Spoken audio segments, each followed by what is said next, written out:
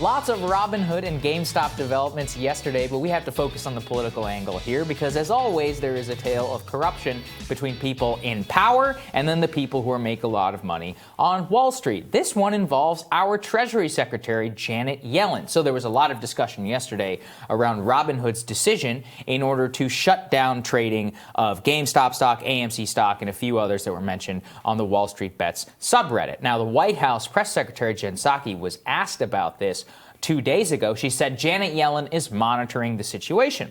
Oh, well, it turns out, and let's throw this up there on the screen, that Janet Yellen was actually paid $800,000 from Citadel, which is a hedge fund which has received, or which has paid a lot of funds, millions of dollars, to Robinhood. It's actually one of Robinhood's main customers. And if there's one thing, a good thing that I think can try and come out of this is I hope people take away, when Robinhood is free for you to use, you are not the customer, you are the user, the product that they sell to Wall Street. Yes. The way that this works is that they take your trading data, they sell it to the hedge funds, people like Citadel. Citadel gets to front run your trades and sell it back to you for microtransactions, which add up to hundreds of millions of dollars, aka screwing you. It's a model of exploitation, basically. Essentially, it's stealing, but it's legal because they have more money than you and me, and they get to regulate the SEC in however they would want to. Now, this seems like a pretty obvious conflict of interest. In fact, so much of a conflict of interest that Kenneth Vogel over at the New York Times points out that Janet Yellen should, according to her ethics disclosure, not be allowed to even look at any matter concerning Citadel for a full year after the payment of that fee. But here's what the White House press secretary had to say when she was questioned on it. You did mention, I believe, yesterday that the Treasury Secretary is monitoring the situation and she's kind of on top of it. There have been some kind of concerns about her previous engagements with Citadel and speaking fees that she has received from Citadel. Are there any plans to have her recuse herself from advising the president on GameStop and the whole Robinhood situation? Well, just to be clear, what I said was that we have the Treasury Secretary is now confirmed. Obviously, we have a broad economic team. The SEC put out a statement yesterday that I referred to, but I don't think I have anything more for you on it other than to say, separate from the GameStop issue, the Secretary of Treasury is one of the world-renowned experts on markets, on the economy. It shouldn't be a surprise to anyone she was paid to give her perspective and advice before she came into office.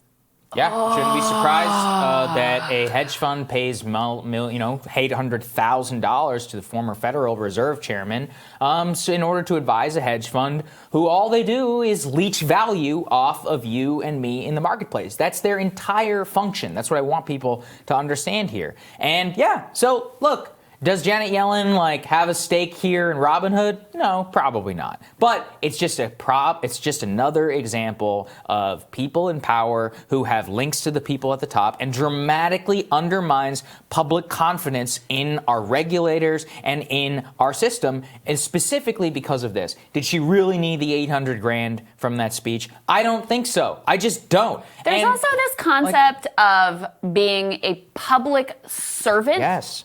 Which these people seem to think means that they're entitled to cash in to the tune of millions and millions of dollars off of their quote unquote service. Mm-hmm.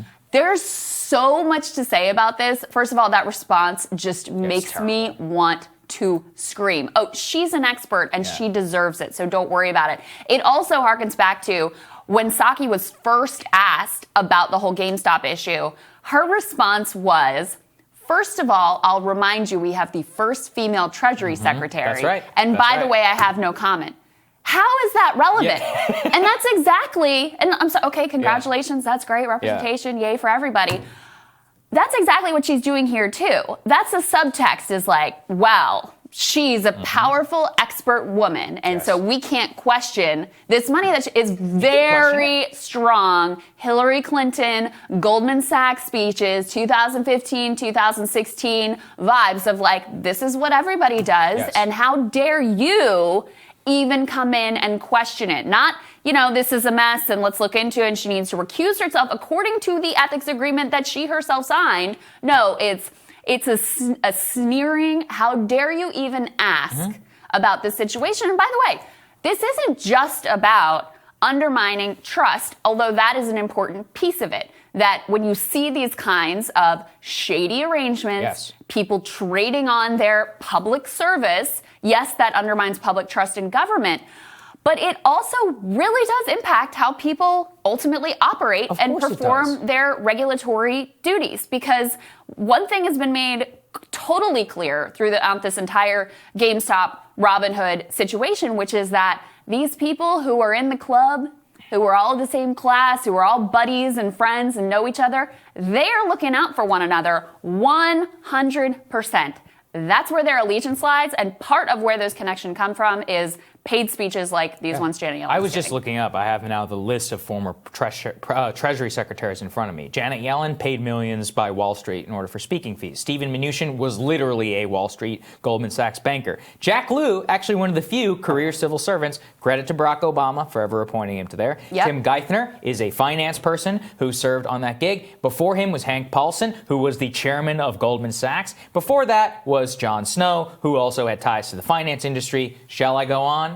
Previous, Paul Neal, same thing. Larry Summers, gift to the finance. Robert Rubin, literally another Goldman Sachs person. So I think we're all beginning to understand the point, which is that since 1995, almost, I think, 8 Treasury secretaries I just named, 7 out of the 8 of them have had deep ties to the financial industry. Mm-hmm. Does that not concern you? And then how are people not supposed to look at what happened?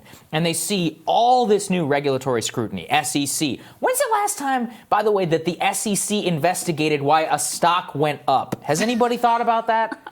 What's going on here? Aren't you supposed to go and check out Bernie Madoff and the things where people get stolen from and are losing their money? No, they're concerned because the stock went up at the expense of the billionaires. And that's just so telling that now the Treasury Secretary is reviewing this. Now the SEC wants to investigate. Now there's all kinds of stuff that they have to look into. And I just think that it tells you everything you need to know. Once again, I actually think Janet Yellen is pretty smart. I think she's hyper competent and all of that. But I shouldn't even have a shadow of my doubt of, why were you paid $800,000 by a firm at the center of this story that's set to profit off of telling Robinhood to stop GME and other stocks from trading on their platform? I don't know if that happened, but we should find out. And we should have full public confidence in that investigation. Indeed. And it's also, there's this deeper level issue of like when it's your side's corruption. Yes. They're well-intentioned. So you give them the benefit of the doubt of like, I'm sure this $800,000 payment isn't going to impact her view on the issue. You assume